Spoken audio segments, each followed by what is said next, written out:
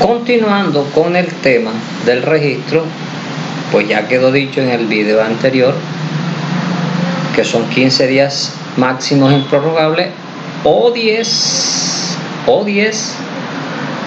si se da la consecuencia de la inadmisión. Ahora, ojo con esto también. Vencidos los 15 días o los 10, sin pronunciamiento del ministerio, el sindicato queda automáticamente registrado. Miren lo peligroso que es esto. Ya vamos a mirar qué pasa con esto si no hay pronunciamiento. Entonces, tenemos 15 días inicial. En eso puede admitir, puede objetar, puede negar. Ya vamos por la admisión o por la objeción. Ahora vamos a ver el rechazo.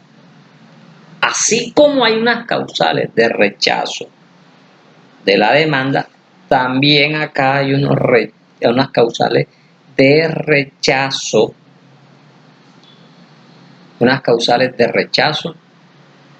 de la solicitud de inscripción. Entonces vamos a ver. Hay dos causales nomás. La primera, cuando los estatutos sean contrarios a la Constitución y la ley. Y o, como quieran, y o la ley. Constitución y o ley. Antes se podía rechazar por violación de las buenas costumbres. Pero esa frase, buenas costumbres, fue declarada inexequible por la sentencia C-567 de 2000. Pues la Corte dijo que no se podía rechazar por las buenas costumbres porque esa frase es un término muy amplio, muy vago, muy indeterminado. Entonces queda a la subjetividad y a la discrecionalidad de la autoridad administrativa porque es demasiado subjetivo. Y también, según la Corte, viola el artículo 39, que solo prevé la cancelación o suspensión o concretamente la no inclusión de la personería por vía judicial. Eso sería una forma de negar ese derecho. Entonces, solamente quedó por violación de los estatutos contrarios a la Constitución y a la ley. Cuando esos estatutos sean contrarios al ordenamiento jurídico, entonces hay que rechazar. Miren el problema que planteé hace ratito, atrasito. Miren que el ministerio tiene 15 o 10 días para inscribir. Y si no se pronuncia en esos términos, queda registrado automáticamente, ipso iure, de pleno derecho quedan. Imagínense que los estatutos sean contrarios a la Constitución. Supongamos, al sindicato no puede entrar mujer embarazada. Al sindicato puede entrar un menor de 13 años cuando la edad mínima es de 15. ¿Qué pasa si ya está autorizado de manera automática la inscripción porque no se pronunció? ¿Qué pasa entonces si esos estatutos son contrarios a la Constitución y la ley y ya está inscrito de manera automática? Mire, ese es el problema. Entonces ahí cualquier interesado tendría que demandar esa actuación. Tendría que demandar al sindicato para efectos de quitarle la cancelación porque no podían inscribir. Es ahí el problema y el peligro de que el ministerio no se pronuncie en esos términos, que son, ya les dije, improrrogables.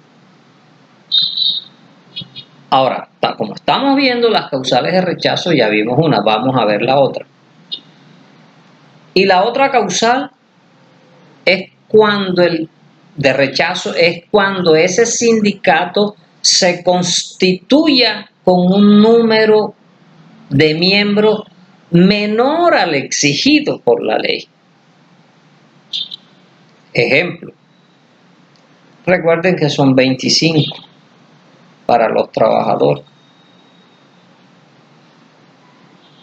¿Qué pasa si el sindicato se constituye con 23 y solicitan la inscripción? Aquí el ministerio puede rechazar eso. Bueno, ese segundo numeral o la segunda causal que estamos viendo también fue demandada ante la Corte Constitucional. Y en la sentencia que les mencioné, la C567 de 2000, dijo la Corte que esa prohibición de inscribir un sindicato nuevo con un número inferior de miembros al exigido en la ley no tiene ningún reparo constitucional. Eso no es inconstitucional, eso es exequible. ¿Por qué? Porque es que no puede nacer, es un requisito sine qua non esa exigencia para la existencia misma del sindicato. Ya yo se los dije que el 359 para constituir se necesitan 25. Entonces, si al momento de la fundación había un número menor de afiliados, es que el sindicato no pudo ni siquiera haber existido, ni por ende tenía personería jurídica.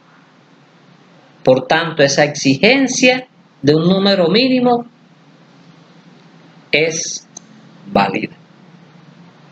Más aún, y esto lo agrego yo, más aún cuando ya el 359, que ya vimos, la Corte lo declaró exequible.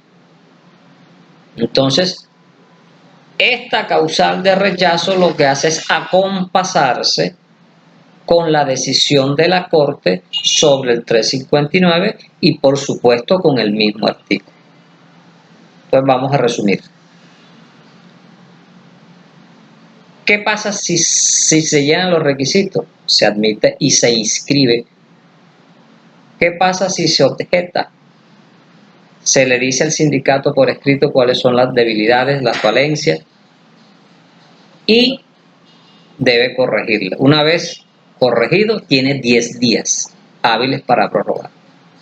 En esos 10 días o 15, dependiendo del asunto, si no inscribe, queda automáticamente inscrito.